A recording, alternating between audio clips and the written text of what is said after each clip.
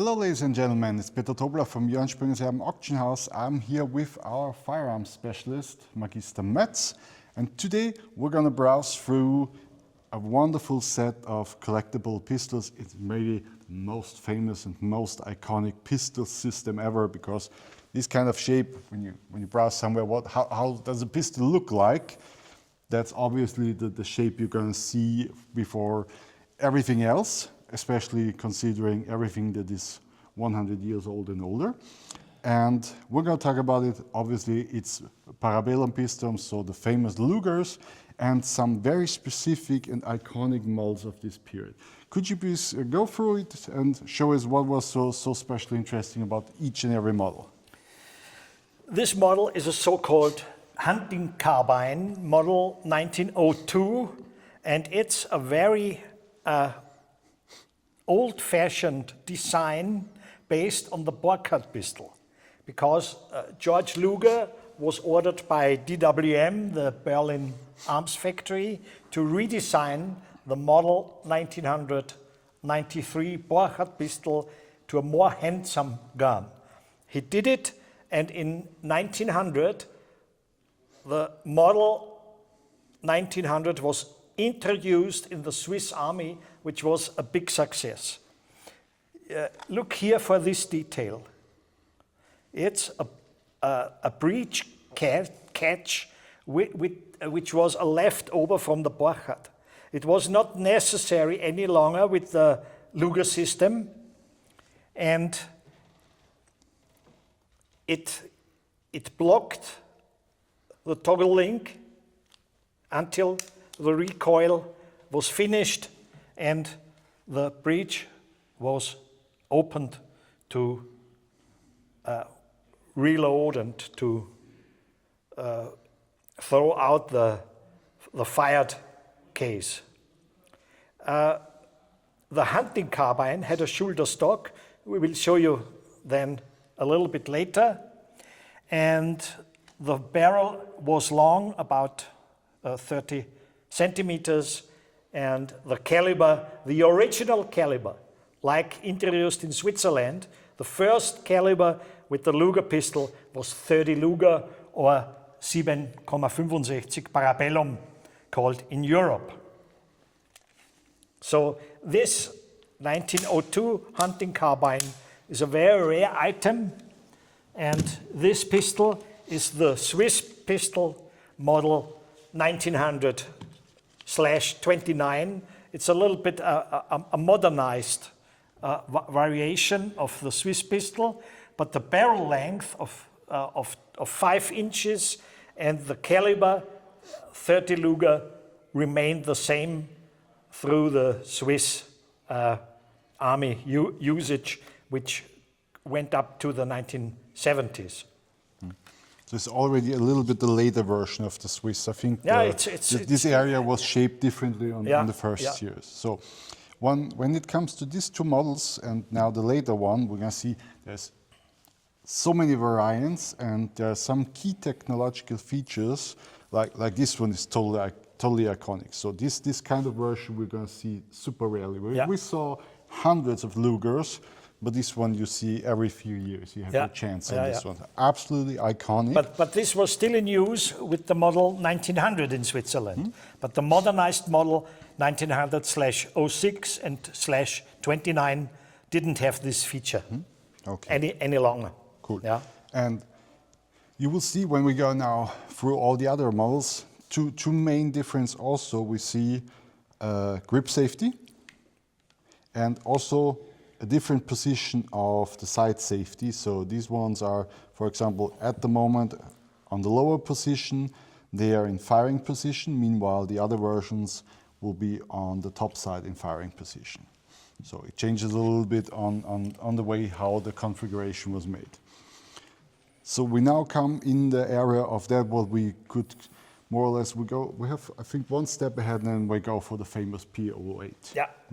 So because of lack of stopping power, George Luger began to design a new cartridge in 1901, and this was then introduced in 1902.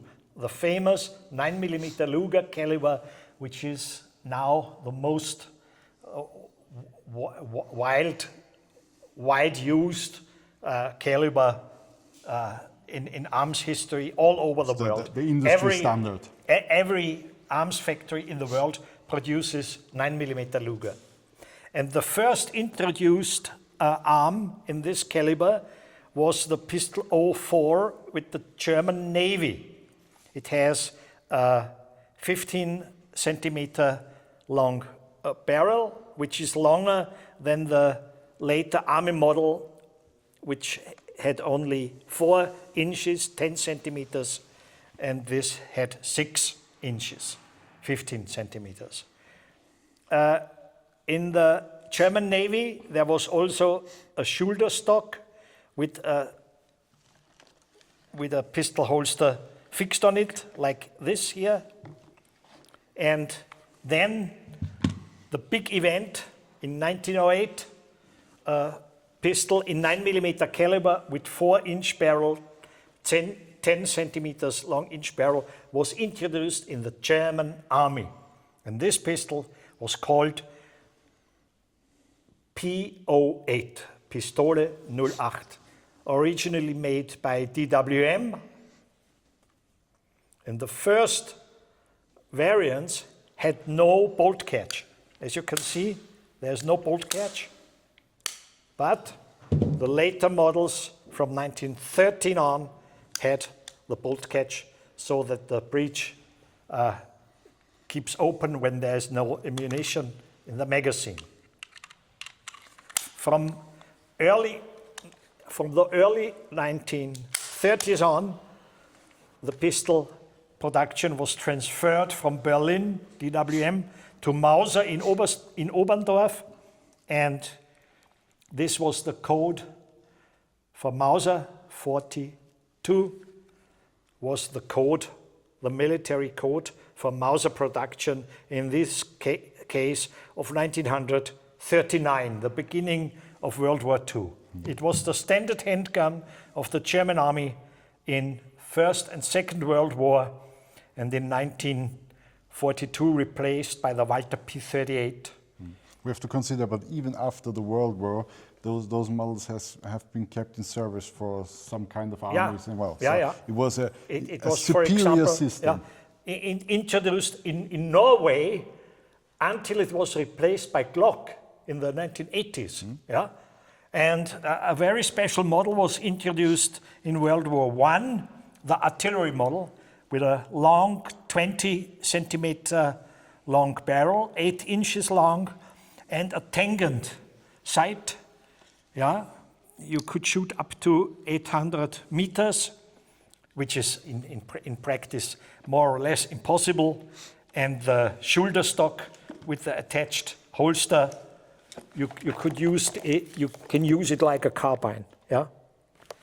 So this was a big thing with this shoulder stock, which was already introduced with the Navy pistol.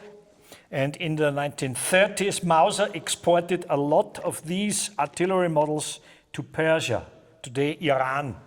And this one is a Persian variant with Farsi inscription. And also the sight is inscripted in Farsi. Yeah? And here's the Persian crest.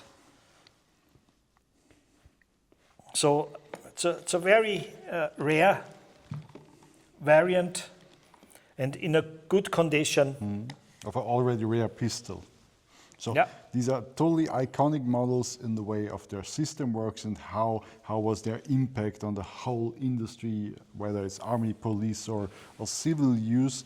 And speaking in terms of a collector's approach, firing a pistol like this one here, invention of the Luger. Everybody was shooting. If you shoot pistols, typically you can say, I've shot a 9mm Luger already once in my life, maybe 10 or mostly 100,000 times.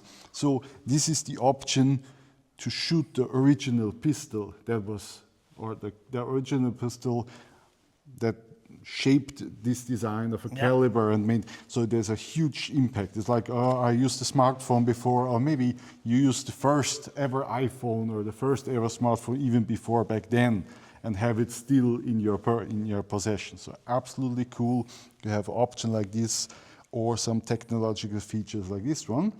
We're gonna open a little bit of space here right now, because we also have a huge collection of modern Luger pistols. Since the impact was so high, they have been produced long after the World War. And even there are some very interesting collectibles to see. And this is just one of them here. So we got a full collection of super nice reproductions. To speak a little about it, in the late 70s, they started to design a new commemorative, or we would say anniversary series of legendary pistols in limited editions of 200 pieces each. And this is just one of them. We offer 7 of them in our upcoming auction. I'm going to hand it over to you. I think we saw a lot of it now in the box. It's more lovely to have it in the hands. Because the most important thing, this is a reproduction of the hunting carbine 02. Here in original and here in reproduction. You see it's almost identical, but this one is in caliber 9mm Luger, the original is in 30 Luger, and it doesn't have the old handles and the lock for the breech. Yeah? Because this would be too complicated to manufacture today. How did the production came from Switzerland to Mauser? Because all these modern reproductions are made by Mauser in Germany. They bought the old machinery from the Swiss arms factory in Bern, because the Luger was not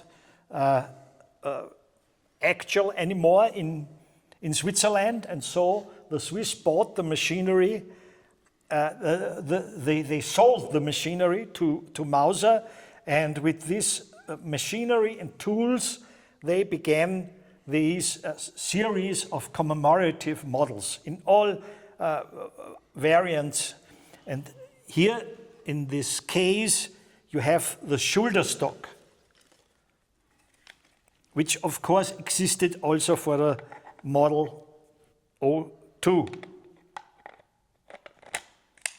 And here you can see the carbine-like shooting with the shoulder stock.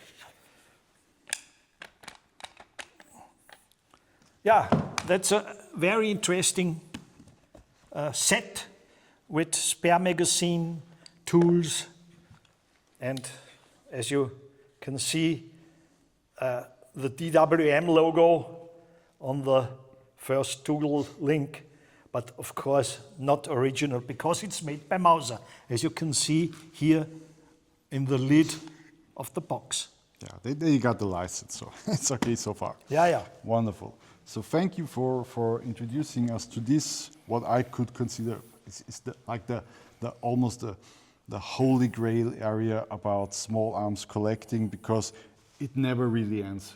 How many pistols you have, there's only a few people on the planet, I think, that would be able to say that, for example, I've seen them all, or I fired them all, or I have them all. So there is, I don't think there's 5 people around something on the globe, because there are so many variants, and the impact from back then till today is still so high. And we're proud to offer this for you at our upcoming auction, and also in the future at Johann Springer's auctions. So I hope you enjoyed this. Any questions? Also to Mr. Mötz, please put in comments, and thanks for watching.